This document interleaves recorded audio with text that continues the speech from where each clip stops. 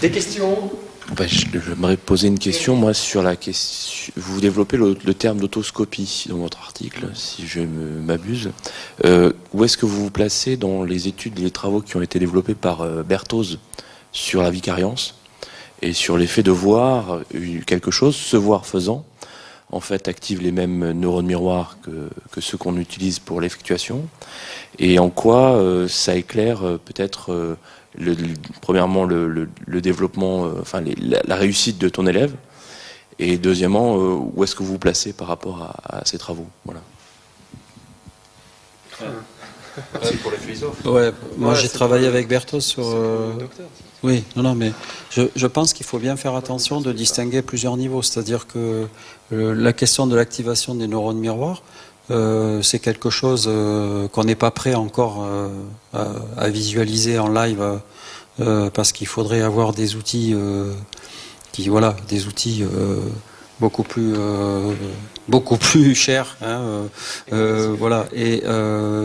Et finalement, par contre, c'est vrai qu'il y a une activation. C'est ça que moi j'appelle le corps vivant. C'est-à-dire qu'il y a une activation dans le corps vivant, le fait de voir, de se voir et de voir les autres aussi faire le mouvement. Pour autant, disait Marc Jeanneret, parce qu'il avait critiqué mon travail, pour autant que je ne bouge pas mon schéma corporel à ce moment-là. Parce que si je bouge mon schéma corporel et que je suis en train de voir quelqu'un utiliser le schéma corporel, il va y avoir des contradictions dans les sources. Donc c'est très difficile. Le stade suivant, effectivement, c'est ce qu'il fait, c'est ce qu'on appelle le Brain TV. Hein, c'est ce qu'ils font à Lyon avec les patients épileptiques. Ils ont branché, donc, comme pour David, hein, qui a un gros problème cérébral, on lui met des implants dans le cerveau et on va brancher directement sur l'écran de télévision. Et on s'est aperçu effectivement que le neurofeedback faisait que les patientes qui ont des crises d'épilepsie étaient capables de s'autoréguler parce qu'elles avaient une connaissance otoscopique, en l'occurrence, de l'activité de leur cerveau. Donc elles étaient capables d'anticiper la crise. Et donc ça a baissé, hein, dans une certaine mesure, la production de la crise. Donc bien évidemment, on n'est pas encore en train de pouvoir implémenter, hein, etc. Par contre, on va être capable, dans l'avenir, d'avoir des casques qui récoltent l'activité électrique. Hein, je rappelle que tous les jeux e-sport, hein, Neuronet, etc., sont des jeux dans lesquels vous avez des casques, hein, et que vous bougez les balles, hein, uniquement avec l'activité électrique. Donc on peut penser qu'on va voir apparaître ce type de choses. Et ça nous donnera à ce moment-là le problème de l'interprétation de cette activité. Parce que se pose la question de la formation. Hein, il y a une formation technologique, mais il y a aussi une formation neurobiologique. Et puis je termine en disant, attention, n'oublions pas qu'il y a une illusion technologique fondamentale, c'est qu'il faut 450 millisecondes en moyenne pour qu'une information qui se produit dans mon cerveau, hein, ou dans mon corps arrive à la conscience. C'est-à-dire que quand elle arrive à la conscience, elle arrive 450 millisecondes après qu'elle a été déclenchée. Donc je peux diminuer ce temps grâce à ces appareils, d'accord ? Mais il y aura toujours un décalage. C'est-à-dire qu'il ne faut pas tomber dans l'illusion de croire qu'on est en direct avec son corps vivant. Le corps vivant, le livre de Berthoz vient de sortir, s'appelle Anticipation et prédiction. Hein, c'est sorti hier, donc je commence à l'éplucher. Tu l'as lu déjà. Excuse-moi, je n'ai pas eu le temps de le lire pour préparer la conférence, mais enfin je sais à peu près de quoi ce qu'il veut dire. C'est que finalement le corps vivant anticipe, hein, il est capable de faire des prédictions, etc. Mais la conscience, elle, qui croit qu'elle anticipe, elle est en retard déjà par rapport à ça. Donc ce décalage-là, on peut le réduire avec ces instruments technologiques. Avec la GoPro, je peux le diminuer. Avec les capteurs, avec les eye trackers qu'on a au labo, on peut faire ça, mais on n'arrivera jamais totalement à réduire cet écart. Et donc il ne faut pas non plus tomber dans l'illusion de la continuité entre le corps vivant et le corps vécu. Il y aura toujours une discontinuité ontologique et méthodologique. Et ça c'est important. Je ne dis pas que vous tombez dans cette illusion, hein, mais je prêche pour le débat qu'il y avait eu entre Carnap, Popper et Fegel sur le fait que cette autocérébroscopie, en réalité, elle pose le problème de comment on passe d'un état physiologique à un état conscient, psychologique, à un état mental. Et juste un complément de question, j'arrête après. Sur la question des usages et de l'utilisation des outils, en ce moment on est en train de les utiliser et on est en train de sortir des usages, ce que vous faites. Cette question de l'usage, elle va émerger de l'utilisation. Alors il y a beaucoup dans la métaphore du crayon, beaucoup de gens qui utilisent, mais je pense, moi, en ayant une tablette payée par l'établissement depuis 2 ans, qu'effectivement émergent de nouvelles manières et qui en fait on s'adapte avec les capacités de l'outil. Et ces usages-là, heureusement qu'il y a le côté participatif dont vous parliez, votre hashtag, etc. Mais je crois que ça va se développer aussi rapidement que se développent les outils. Et on peut espérer qu'on sera un peu intelligent en EPS et qu'on se passera les bonnes idées, quoi. Voilà. Juste. Alors il y avait Adeline. N'hésitez pas à réserver votre tour de parole. Et du coup, vous parlez beaucoup d'applications. Là, ce qu'on a pu voir, c'était sous Apple. Moi, je suis dans un établissement qui vient de financer des tablettes sous Android, où les applications sont beaucoup plus pauvres en EPS. Du coup, ça pose un problème. Donc, qu'est-ce que je peux faire face à ça? Je peux que te souhaiter bon courage. Merci. Juste une chose, moi je ne prêche pas pour l'application. C'est-à-dire que l'outil est fantastique et c'est vrai qu'on a la chance sur les tablettes, sur les iPads, d'avoir une bibliothèque d'applications qui est à mon sens plus fournie pour l'EPS, mais c'est pas l'application qui fait le prof. Ça c'est un gros, je pense que c'est un gros mythe. Ça m'arrive souvent dans le cadre du GIPTIC à Paris, parce que je suis membre du groupe d'innovation pédagogique sur les TIS en EPS à Paris, d'avoir des collègues qui me disent « T'as quoi comme application ?» Je les croise « T'as une nouvelle application ?» Je dis « Ouais, mais t'as une nouvelle activité, t'as des nouveaux élèves, enfin je sais pas, c'est pas l'application qui va faire le cours. » Il faut vraiment partir, comme on disait, des usages. Qu'est-ce que la tablette peut t'apporter ? Si tu veux faire une fiche d'évaluation, tu vas trouver ton bonheur sur ta tablette Android. Tu veux filmer tes élèves, tu vas trouver ton bonheur. Tu veux faire ta photo finish, tu vas attendre un peu parce qu'ils sont a priori en train de développer l'outil sur Android, mais c'est pas encore en place et ça fait 1 an et demi que je dis ça parce que ça fait 1 an et demi que ça devrait être sorti. Voilà. La vidéo délai, je crois qu'elle est pas, je sais pas si c'est possible encore, je crois. Voilà. Mais il faut pas penser la pratique en termes de voilà, il y a une application donc je vais faire ça. C'est un peu l'inverse en fait. Il faut imaginer, l'outil me permet de faire certaines choses, est-ce que je vais l'utiliser ou pas? Moi je prends un exemple, qui dans la salle connaît le fichier Excel du tournoi ATP? Vous n'êtes pas sans... Pour ceux qui connaissent pas, en gros, c'est un fichier Excel qui a été développé maintes et maintes fois par plusieurs personnes, qui permet de gérer un tournoi comme le tournoi ATP, le tournoi de tennis professionnel, où les élèves se rencontrent sous certaines conditions, les 5 au-dessus, les 5 en dessous, ils sont classés en fonction de la personne qu'on rencontre. Si on gagne, on marque plus de points s'il est beaucoup mieux classé que s'il est moins bien classé. Voilà. Ça permet de motiver, c'est un outil motivationnel pour les élèves, pour les forcer à faire beaucoup de matchs pour gagner des points, à rencontrer des personnes contre qui ils n'auraient pas forcément voulu jouer, mais qui ça va peut-être être intéressant pour aller gratter 1,5 point, 2 points, 3 points. Voilà. Donc ça a été développé sur Excel avec des macros. Problème sur l'iPad, sur le tableur, sur Numbers, les macros n'existent pas. Avec Julien, on s'est dit, mince, les macros n'existent pas. Donc on ne peut pas utiliser le tournoi ATP. Il était 23h30. On a habité ensemble pendant 2 ans. En colocation, pas de... ouais. Il était à peu près 23h30 quand on s'est dit mince, il n'y a pas de macro, donc on ne peut pas utiliser le tournoi ATP. Et puis là, on a changé de façon de penser. On s'est dit, tiens, mon outil me permet de faire ça. Je suis sûr qu'on est capable de faire le tournoi ATP, qui est disponible sur notre site de manière complètement gratuite et fonctionnelle, à disposition de tous les utilisateurs d'iPad ou d'ordinateur Macintosh.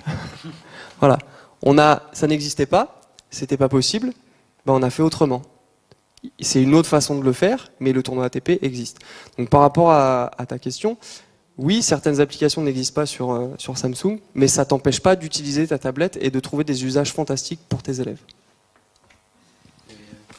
Après, attends, juste pour répondre aussi à cette question, la question de l'équipement et du choix du matériel, il faut faire attention à tout ce qui est politique publique qui ont tendance à imposer parfois certains modèles. Moi, je suis persuadé que c'est à l'échelle locale de chaque établissement, en concertation avec les collègues de PS, pour vous dire, peut-être qu'en français, en maths, en histoire géo, ils veulent une tablette de tel type. Nous, on a besoin de cette tablette-là, parce qu'on sait qu'il y a certains usages qui sont plus faciles sur...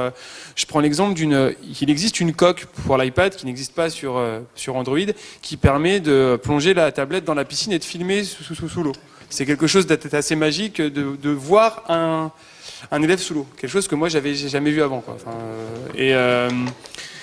Julien, ça tombe bien. Parfait.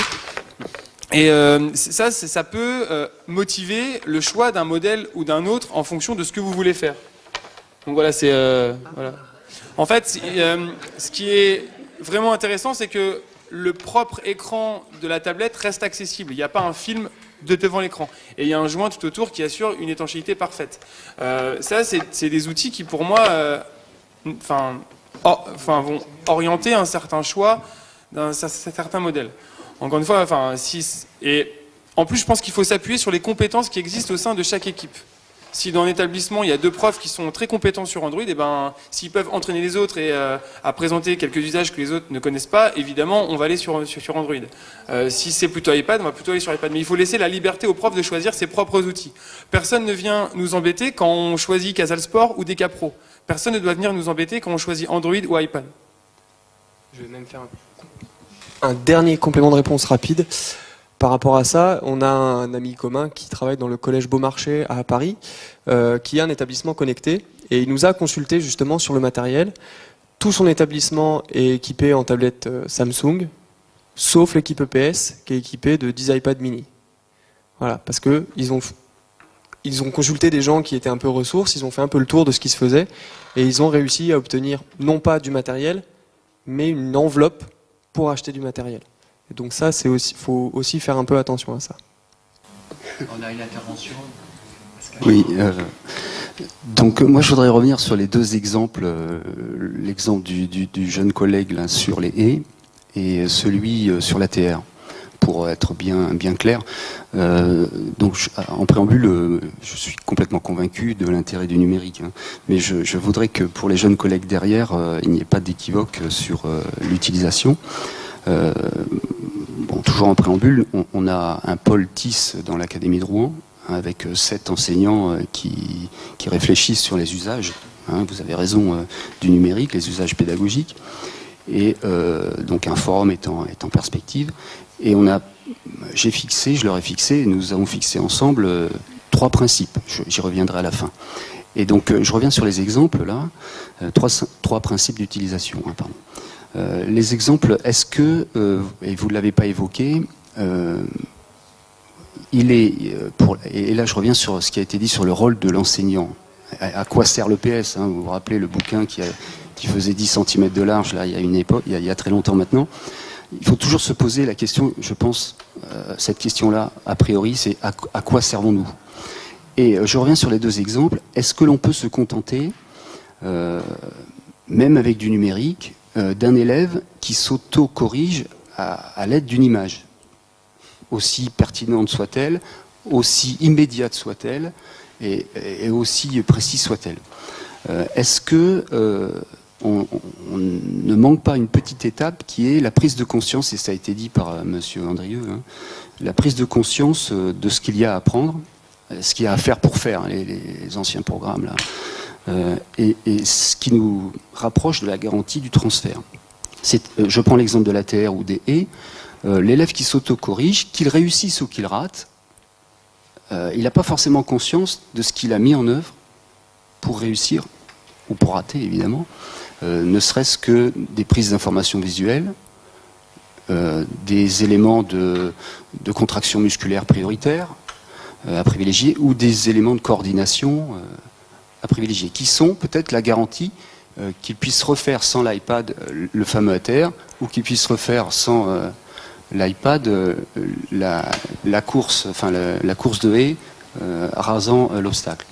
Voilà, c'est ce qui me questionne. Est-ce que vous pouvez revenir, vous avez peut-être pas eu le temps de le dire, mais je pense que, et je reviens sur les 3 principes qu'on a fixés au Pôle TIS, le numérique, oui, c'est un élément parmi d'autres sur le plan pédagogique, mais ça ne doit pas manger de temps moteur, mais vous ne l'avez pas dit, mais je l'ai bien compris à travers votre... 2, ça doit apporter un retour sur la connaissance de l'exécution, c'est exactement ce que vous faites, mais une connaissance de l'exécution qui débouche sur un questionnement, sur une analyse faite par l'élève de ce qu'il a mis en œuvre pour réussir, ou pour rater. Et ça, c'est peut-être le petit plus, le petit élément pour les jeunes collègues qu'il faut préciser, parce que sinon on peut glisser sur de l'apprentissage inconscient qui passe à côté d'un transfert à la situation suivante ou à la leçon suivante, ou en tout cas à la connaissance de soi qui nous amène vers l'éducation à la santé. Moi, j'aurais 2 manières de te répondre à la question. La première, c'est de dire que l'utilisation de l'image et de la vidéo n'est qu'un moyen de transmettre un contenu. Peut-être que certains élèves sont plus sensibles à une consigne orale, à un accompagnement, d'autres plus sensibles à l'image. L'autre manière de répondre serait de dire que pour le moment, on n'a pas assez d'appui scientifique pour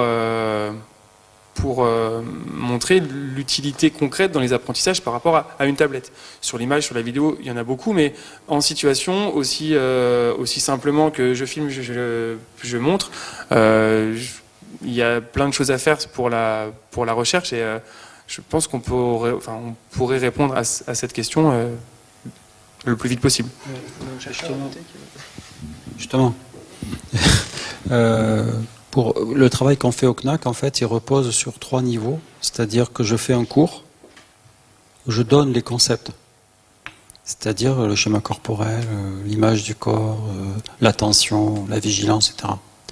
Donc, je me suis aperçu que la différence entre les premières et les deuxièmes années, c'est que les premières années, quand on leur fait des films en fin d'année, il faut qu'il y ait un temps d'intériorisation pour qu'ils arrivent à la fin de la deuxième année.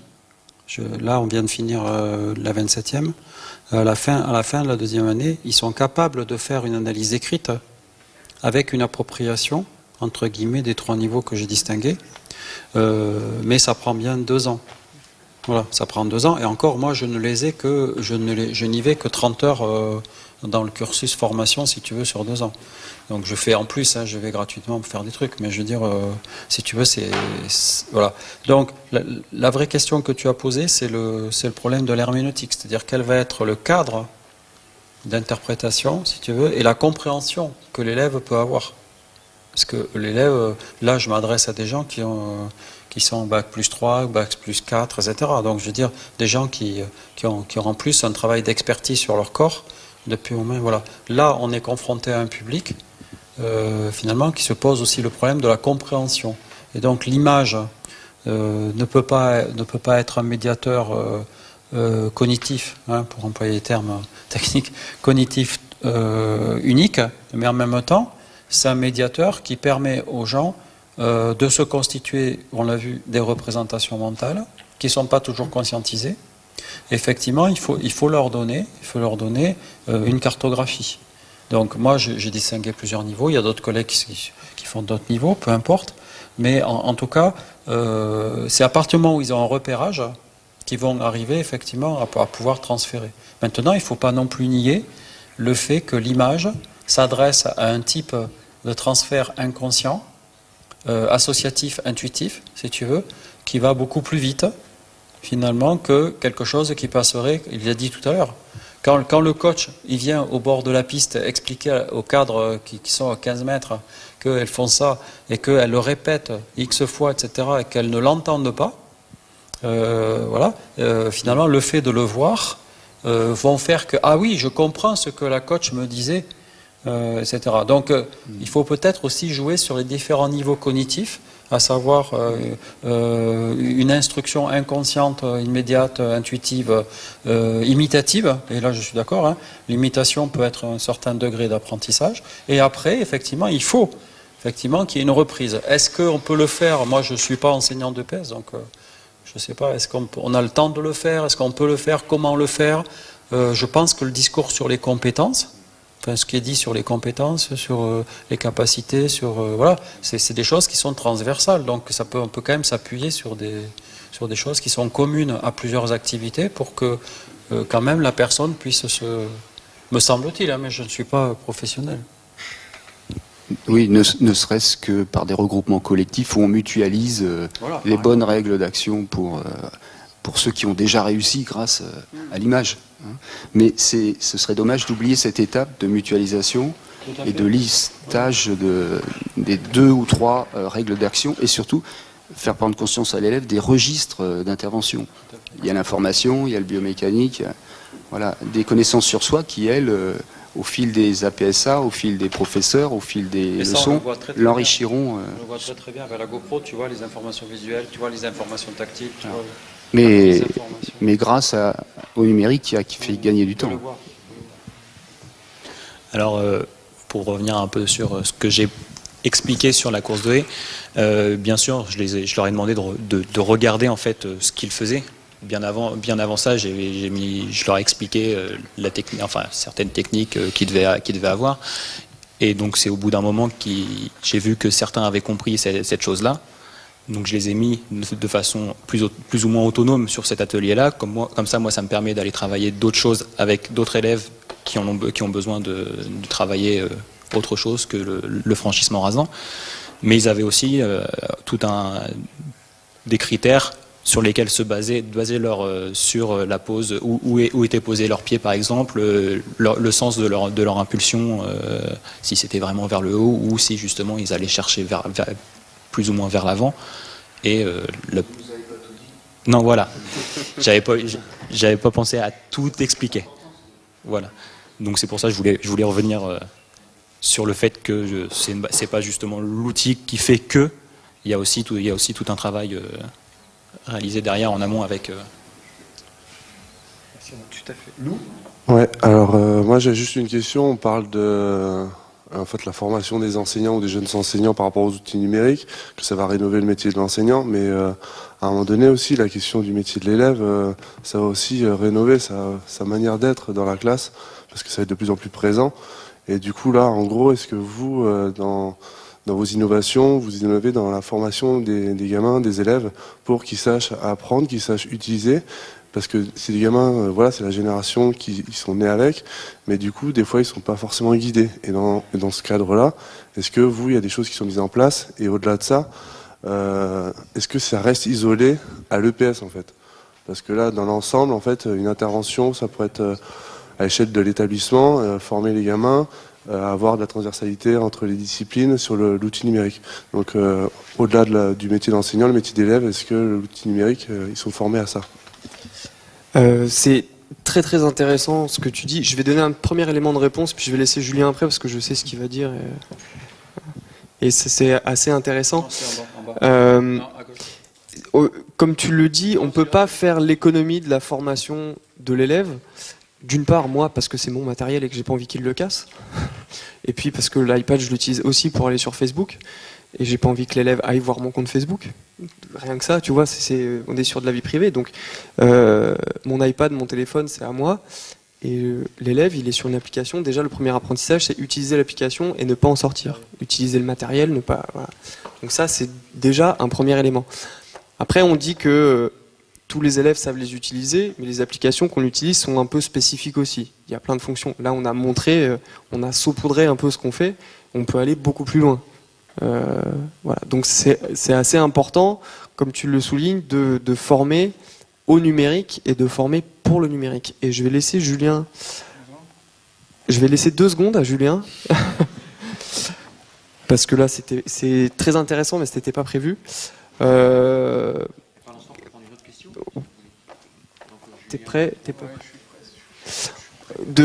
C'est comme je le disais aussi tout à l'heure en conclusion, le travail en interdisciplinarité, il va aussi passer par là. Et ça fonctionne? Non, mais c'est pas grave. Pour répondre à cette question-là, évidemment, ils savent utiliser l'outil, mais les usages, ils y sont pas du tout sensibles. Et bon, là, on va quitter un petit peu le PS, mais on a mis en place pour une classe de 5e un compte Instagram. Parce que l'utilisation que faisaient les élèves des réseaux sociaux pouvait poser problème. Des problèmes de droit à l'image, des problèmes de photos prises dans la cour, des problèmes de rumeurs qui se propagent. Donc plutôt que de dire on interdit et on va tout ranger, on va tout couper, on va essayer de leur apprendre à se servir de ces réseaux sociaux-là. Donc on a mis en place un compte Instagram, réseau social de partage de photos, pour mettre en avant, donc c'est une 5e SECPA, pour mettre en avant leur production d'élèves durant l'année. Par exemple, quand ils réalisent une expérience en SVT, on prend une petite photo, on leur apprend à bien mettre un bon commentaire en bon français, avec l'utilisation de mots-clés. Par exemple, quand ils réalisent, je sais pas moi, une pyramide en EPS, on va aussi la publier. Comme c'est un compte privé, il n'y a que eux qui ont accès, donc on n'a pas de souci de droit à l'image. Et on s'est rendu compte que leur utilisation à eux avait un petit peu évolué, ça les avait un petit peu sensibilisés à ne pas poster n'importe quoi, parce qu'évidemment quand ils réalisent une petite production en art plastique, ils veulent tous être publiés sur le compte. On leur explique qu'on peut pas mettre 5 photos de la même œuvre et qu'on va devoir sélectionner l'image qu'on veut montrer de nous sur Internet. C'est un des axes. Et on s'est rendu compte que ça avait amélioré. Là, on a lancé ça en octobre. On a suffisamment de recul pour dire que ça a contribué à améliorer le climat de classe. Et donc eux peuvent commenter leurs propres photos. Et donc on a souvent dû intervenir pour dire que ce commentaire-là, c'était pas possible qu'il soit publié. Donc ils les ont effacés, etc. C'est une classe qui est en internat éducatif. Quand un élève poste un commentaire à 1h15 du matin, c'est pas possible. Donc on va revenir aussi là-dessus.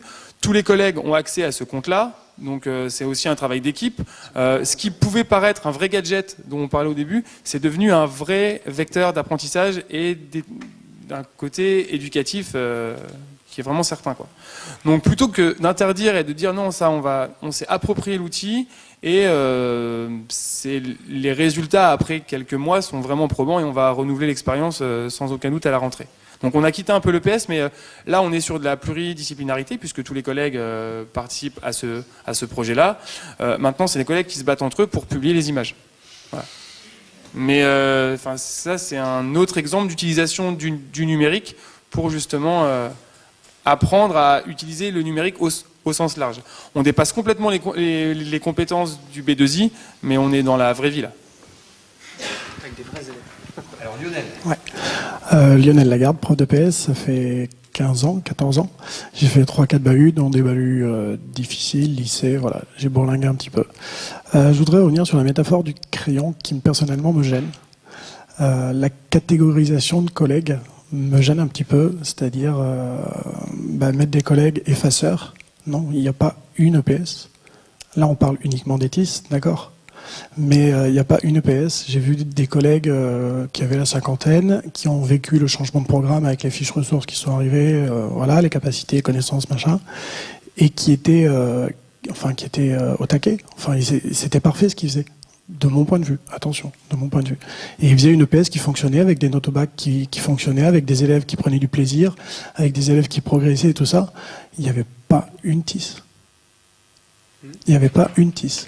Donc, la catégorisation me dérange par rapport à... mais on est bien sur le thème des TIS. On est d'accord, on est tout à fait d'accord. Donc attention à ça, de mon point de vue. La deuxième chose, et là où je vous rejoins complètement, c'est notre métier évolue. Course d'orientation, il y a 15 jours, jardin des plantes, pour ceux qui connaissent, milieu ouvert, machin. Pourquoi on fait ça, monsieur? 5e. Pourquoi on fait ça, monsieur? Il y a les GPS. Enfin, donc ils ont tous accès, même à un milieu assez défavorisé, à un smartphone à bas de prix et tout ça. Et si j'ai envie d'aller là, je tape. Basta. Les profs de maths ont le même problème en disant mais pourquoi on apprend à additionner, pourquoi on apprend à soustraire, la machine le fait. Et notre métier évolue pour leur faire comprendre ce qu'il y a derrière, pour leur faire comprendre que si ça tombe en panne, voilà. Donc si ton iPad tombe en panne le jour de l'inspection, t'es mal. Tu peux pas le présenter. Non, parce qu'il y a un cloud, parce qu'il y a machin, parce qu'il y a des trucs. Mais attention à la déviance. Il y a les déviances des comportements des élèves, il y a nos déviances à nous. Et à trouver le juste milieu pour que ce soit au service de l'élève. Mais ça, vous l'avez dit, hein, au service de l'élève, au service de l'enseignant. Et il faut de temps en temps avoir cet œil critique pour pas dévier et toujours rester efficace. Juste pour revenir dans un premier temps sur la métaphore du crayon, quand on parle des collègues effaceurs, en fait, c'est pas sur l'utilisation vraiment des TIS, c'est les collègues effaceurs sont les gens qui vont venir te voir et te disent ce que tu fais c'est nul. Et parce que je l'ai vécu, voilà. Non, mais ouais, c'est bien, mais c'est pas mon métier. Non, mon métier c'est pas d'utiliser un ordinateur. Mon métier c'est d'être prof de PS. Ouais, très bien. Tu veux pas les utiliser, moi ça me pose aucun problème. Mais par contre, viens pas me dire moi que ce que je fais c'est nul et qu'il faut arrêter, etc. C'est vraiment dans ce sens-là. On le dit et parce que moi je l'ai vécu. Voilà, ça existe. Je trouve que c'est dommage pour eux, c'est un peu une fermeture d'esprit, alors que ça pourrait être une ouverture d'esprit et la curiosité de venir, ah ouais, je suis pas pour, mais montre-moi que ça marche. Et voilà. Moi, à Paris, ils le savent, tous les gens peuvent venir dans mon bahut à n'importe quel moment pour voir mes cours quand j'utilise des TIS, il n'y a pas de souci. Le thème de la sophrologie, des étirements activo-dynamiques, enfin on pourrait prendre plein de thèmes. Ouais. Et je rentre dedans ou je rentre pas dedans. Tout à fait. On a le droit de ne pas rentrer dedans. Par contre, c'est pas quelque chose qui est réservé aux profs. Hein. C'est une métaphore au sens large par rapport à l'innovation. Mais si un collègue est contre, moi j'ai aucun problème avec le fait de ne pas utiliser. Comme tu dis, il y a du progrès, il y a du plaisir sans les TIS. Par contre, pourquoi perdre du temps pour venir dire que ceux qui essayent des choses nouvelles, c'est vraiment dommage. En ça, ils sont effaceurs. Oui, mais je crois que moi, je viens d'un établissement, je ne le citerai pas, mais enfin, c'était à Nancy, où quand même, j'étais le seul à voter dans mon conseil d'unité le fait que les ordinateurs puissent être utilisés dans les cours. Les iPads et la connexion Internet. Il y a quand même dans le règlement intérieur de mon ex-établissement qu'on ne pouvait pas l'utiliser. C'était interdit. Donc, moi, je dis que ce type de comportement, c'est très problématique. C'est très problématique parce que dire que finalement les étudiants de STAPS ne peuvent pas du tout utiliser les réseaux, etc., parce qu'il faut qu'ils écoutent les cours en prenant au stylo et papier le truc, je veux dire, ça c'est pas possible. Je veux dire, il faut bien comprendre qu'il y a une articulation entre le corps physique et le corps virtuel. Le gars qui te dit pourquoi on fait cours d'orientation, ben on fait cours d'orientation parce que le corps vivant, le corps physique, ce n'est pas le corps virtuel. Et qu'un des grands problèmes qui se passe aujourd'hui... Ben oui, tu peux tout à fait leur expliquer. C'est qu'on a deux corps aujourd'hui. On a le corps physique et le corps vivant, et on a un corps virtuel. C'est-à-dire que je peux effectivement être géolocalisé sur mon téléphone et qui me dit avec un point rouge, tu es là. Mais ça, c'est pas le corps physique. Ça, c'est le corps virtuel. Et aujourd'hui, on a deux corps. Et un des grands problèmes, c'est d'arriver à articuler cette relation entre les deux. Et on ne peut pas supprimer le corps physique. Le corps physique, il n'est pas supprimé. Il n'est simplement que représenté dans la machine. Donc, c'est pour ça, moi je suis sensible à ce qu'ils disent, parce qu'on vient tous de Nancy, donc on sait comment ça s'est passé. Et les luttes idéologiques qu'il a fallu mener à l'intérieur de l'institution pour dire, vous ne pouvez pas effacer la culture qui est en train d'arriver. Je veux dire, au contraire, posons-nous la question de savoir comment on peut l'utiliser, comment on peut l'intégrer, etc. Et quand on en est à prendre ce type de décision, tu dis, c'est pas possible. On n'est plus à la civilisation du crayon. Je veux dire, ça c'est clair. Par contre, on peut très bien articuler le crayon avec l'ordinateur. Ça veut dire simplement qu'il faut repenser cette articulation. C'est pour ça, moi, c'est pas... si tu leur expliques à tes élèves, il suffit de trouver les mots, mais je veux dire, ça pose pas... Oui, voilà, ça fait pas disparaître l'activité course d'orientation. Attends, tu es déjà intervenu, Eric, on va laisser la parole... François. Allez, hop. Hop, point d'attaque. Ligne d'arrêt. Ligne d'arrêt. Bonjour. Alors, je suis prof à l'université de Reims. J'ai rejoint l'université de Rouen à la rentrée. Je me pose beaucoup de questions par rapport au numérique, justement. Alors, j'ai suivi, moi, un stagiaire qui voulait vraiment faire intervenir le numérique au sein de sa classe. Et je lui ai demandé comment ça s'était passé tout au long de l'année.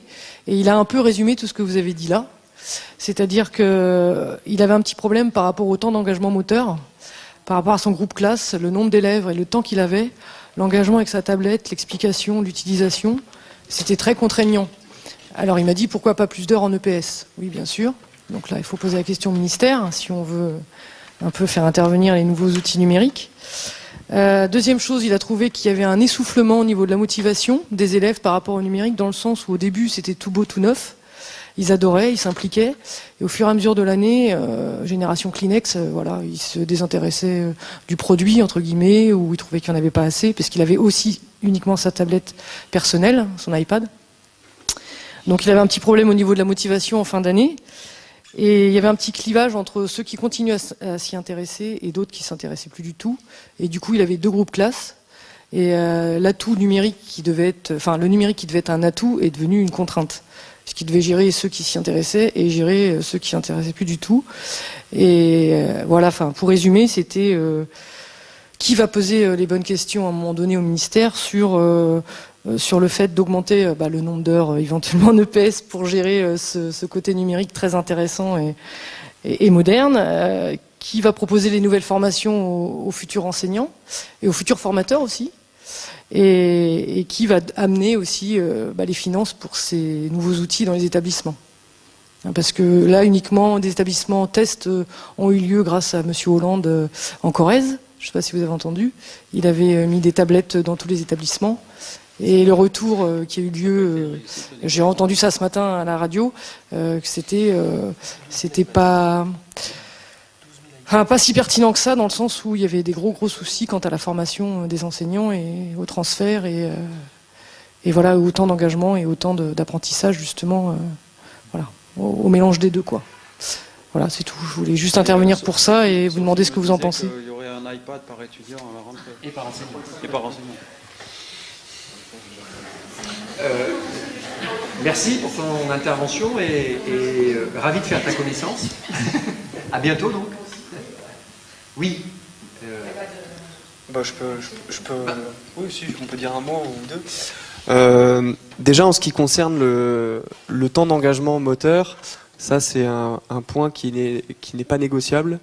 C'est le numérique ne doit pas grignoter, et on l'a dit et on le redit, ne doit pas grignoter l'engagement moteur des élèves, le temps d'engagement moteur des élèves.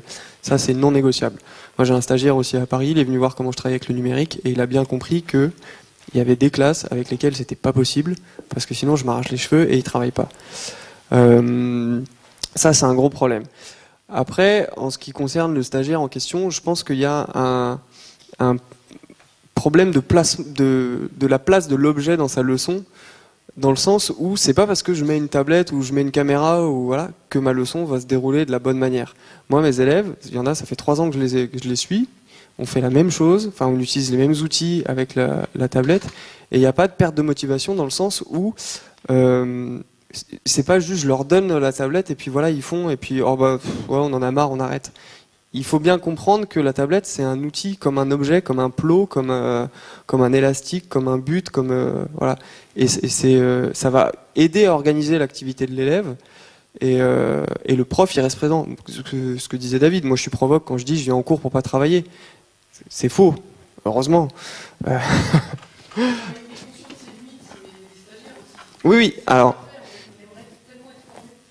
ça c'était la suite de ma réponse. C'est après tu évoques le besoin de formation et qui va financer ça. C'est vrai que c'est très compliqué, surtout pour les stagiaires et pour les gens qui veulent se lancer. La formation, elle est obligatoire, on l'a dit. On le voit chez les stagiaires, souvent c'est difficile pour eux, on leur demande d'intégrer le numérique et c'est difficile parce qu'ils ne l'ont pas vécu dans leur formation initiale et puis là ça leur tombe comme ça et si le prof tuteur n'est pas formé au numérique c'est compliqué, s'il est formé c'est plus simple. Donc voilà, c'est une vraie problématique, j'ai pas de réponse à apporter. Moi je fais de la formation comme je peux mais voilà, après c'est aux enseignants aussi de s'investir dedans. Alors, ce qu'on va faire pour gérer le temps, Nathalie, donc une dernière question, et puis on va clôturer. Il y avait une autre question? En mérite, toi, dès que tu poses une question, c'est très bien. Non, très pratique. Alors, d'abord, on va laisser parler Nathalie. Vas-y. Oui, Nathalie Vernier, au collège Camille Claudel et du SNEP FSU. 2 remarques. Une première sur, effectivement, les moyens, j'appuie complètement sur ce que vient de dire la collègue qui vient de Reims. Sur les moyens alloués aux établissements, il y a quand même des inégalités qui se creusent aussi. Et du coup, tous les élèves n'ont pas forcément accès à la même chose. D'un point de vue formation des enseignants, parce que quand il y a des enseignants jeunes, donc ça fait partie de l'évolution, d'accord. Quand il y a des enseignants jeunes, ils bénéficient peut-être de choses novatrices, pardon, et peut-être, bon après ils apprennent de la même manière, ils apprennent différentes choses, mais d'un autre côté, il y a des moyens financiers derrière qui suivent pas forcément, et une disparité aussi sur le territoire, quoi. Et puis avec la baisse des subventions, c'est clair que ça va pas dans le bon sens. Après, moi, je voulais revenir sur ce que tu disais, donc la fiche, le logiciel du tournoi ATP. En gros, de manière générale, le numérique change nos pédagogies, notre manière d'organiser la classe. Et moi, je cherche encore j'ai pas connu le numérique, je suis pas une dinosaure, mais quand même, j'ai pas connu le numérique. Et puis maintenant, il y est. On a tous une tablette, payée plus ou moins par l'établissement. Donc il y en a qu'une souvent, celui du prof. On n'en est pas encore à avoir une dizaine de tablettes dans la classe. Et du coup, c'est centralisé. Et qu'est-ce que j'en fais? C'est chronophage, ça prend du temps. Comment on organise les groupes? On va faire peut-être plus de petits groupes, ce dont tu parlais. Donc ça aussi, je pense que les formations vont être développées pour ça. Mais ça change nos pratiques et notre réflexion sur l'organisation de la classe. Donc on perd du temps aussi, mais on en gagnera après. Et sur le tournoi ATP, moi je vois pas comment faire concrètement pour que ça tourne et qu'il n'y ait pas une perte de temps.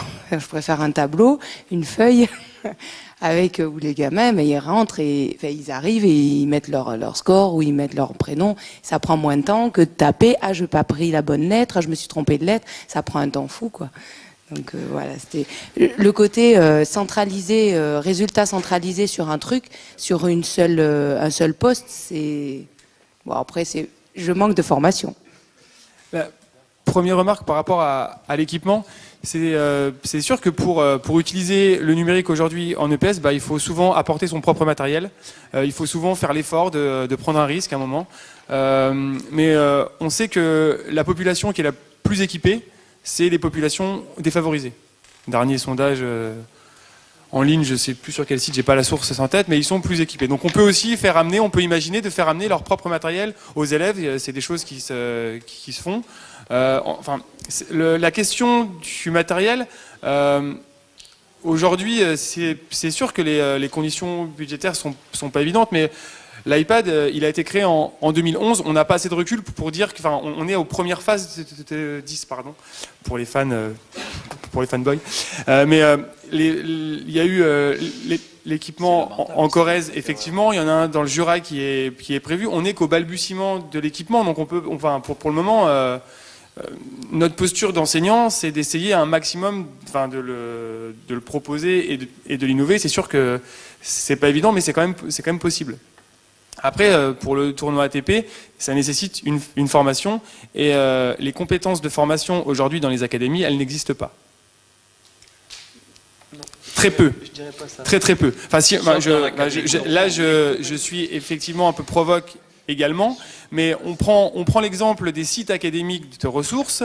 Le nombre de clics qu'il faut avoir pour tomber sur une ressource, en termes d'ergonomie de site internet. On prend l'exemple de eProf, je ne sais pas si vous avez eProf ici. Ça fait 30 ans. Voilà. Excuse-nous. L'interface de eProf par rapport à l'année 2015 et ce qui se fait en termes de numérique, c'est le Moyen-Âge. Donc voilà, toutes ces plateformes-là, elles sont mal pensées, elles sont mal construites, elles ne sont pas fonctionnelles. Et elles sont très coûteuses.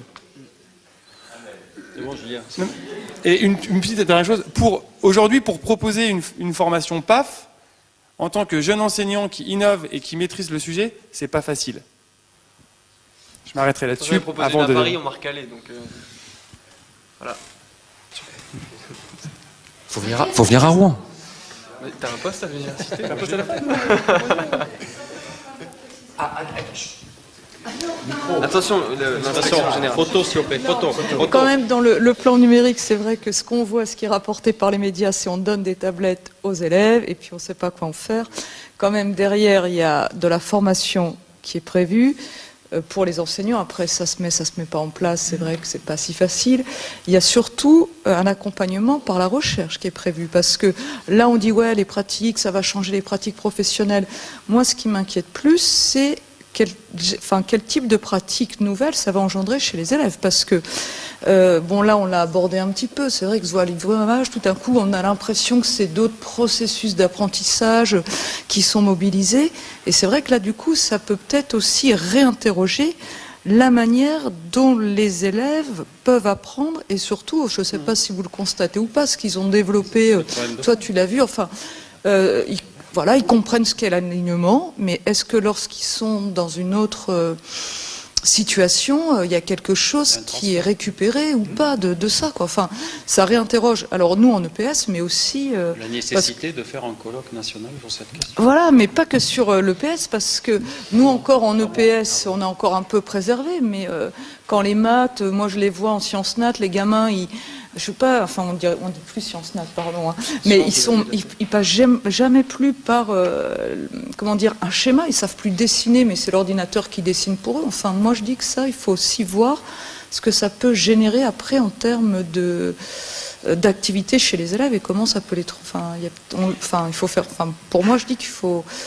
Il y a peut-être beaucoup de choses à gagner, mais il faut voir aussi ce qu'on pourrait perdre aussi en termes de type d'activité développée chez les élèves. Hein. Donc il y a quand même des choses qui accompagnent, et notamment de la recherche. Alors on va clôturer cette soirée. J'ai le dernier mot de la fin. Ben, c'est normal. Ah. Non, c'est moi. Ah bon, quand même.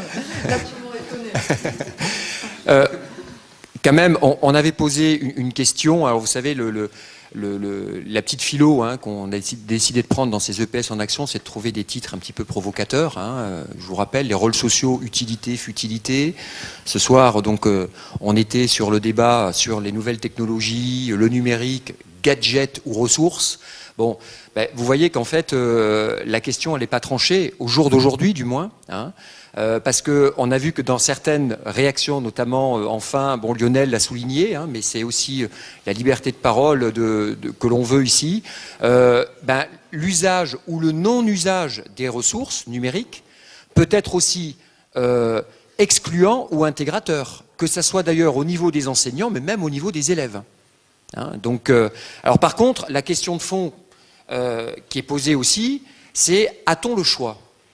A-t-on le choix d'aller vers les usages du numérique ou du non-numérique, ou pas hein ben, je pense que la réponse, en fait, elle est donnée d'une part par Michel Serres, dans son célèbre ouvrage Petite Poussette, merci Bernard Andrieux. Michel Serres, il dit on n'a pas le choix. Hein. De toute façon, on est condamné à rentrer dans l'ère du numérique. Bon, et après, la question qui se pose pour les enseignants d'éducation physique et sportive, il ne faut pas oublier qu'on a un métier où on a une part de prescription. Il y a une commande qui est là, c'est une spécificité du métier. Et la prescription, elle est claire, il faut former des élèves connectés. Donc, on n'aura pas le choix d'aller vers les usages du numérique. C'est une priorité pour former la nouvelle génération. Maintenant, reste à apprendre les usages du numérique à travers effectivement la formation initiale et la formation continue. Mais il faut aussi apprendre des usages du numérique, notamment à travers ce que souligne Carole Sève, c'est-à-dire à travers des travaux de recherche où on va effectivement aller analyser in situ eh bien, en quoi ça impacte l'activité de l'enseignant, l'activité des élèves, l'activité collective de la classe, pour faire en sorte que les outils numériques, toutes les nouvelles technologies, on peut peut-être penser que dans moins de 10 ans, on aura des chasubles intelligents hein, pour les élèves, eh bien, reste effectivement pour l'enseignant et pour les élèves une aide et non pas des prothèses qui feraient en fait complètement disparaître l'enseignant ou les apprentissages en EPS.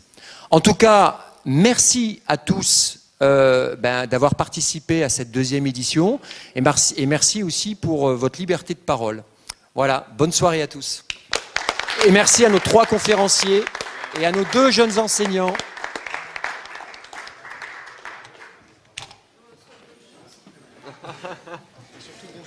Et surtout, bonne chance.